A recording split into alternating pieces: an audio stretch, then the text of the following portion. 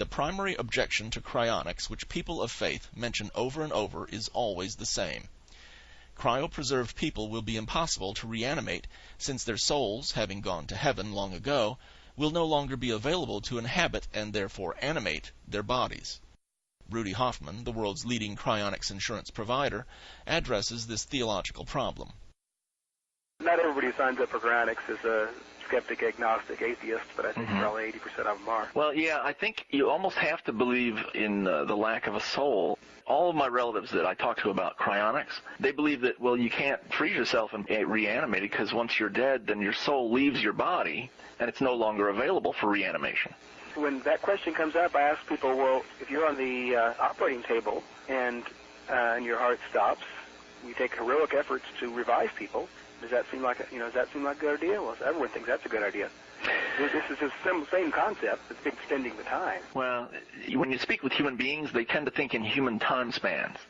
And so when they envision the soul leaving the body, they have a tendency to think of it lingering around because it doesn't want to leave its family. And so I know this sounds silly, but this is how people really think. The fact that it sounds silly is a total non-issue. Most of life and most of superstition.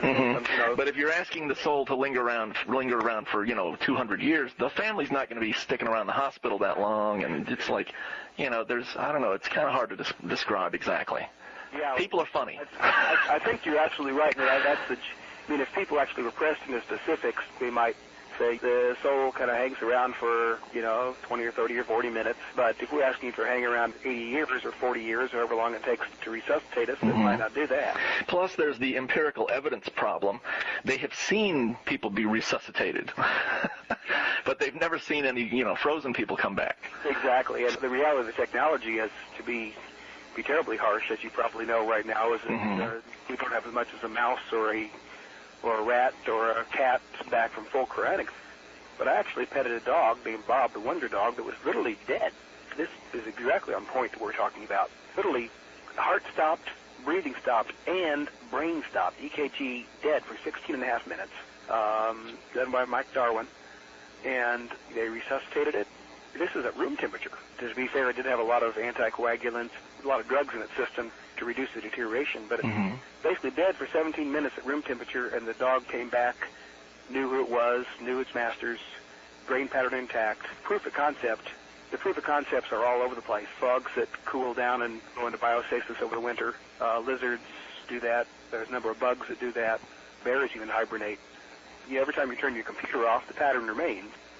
The hard one for most people is to acknowledge the real possibility that we are not incarnate souls, we are in our brain pattern. Yeah, I think that's the real leap for most people, the concept that we're a physical object or a physical process that's going on in a physical object rather than some kind of magical thing. Exactly. We're not ghosts, we're brain patterns. Now, that's a big jump. Even for those of us who have been finding cryonics and are science-oriented, that's a big paradigm shift. Well, I'm not always comfortable with it, just like a bunch of other things I'm not comfortable with. It just is.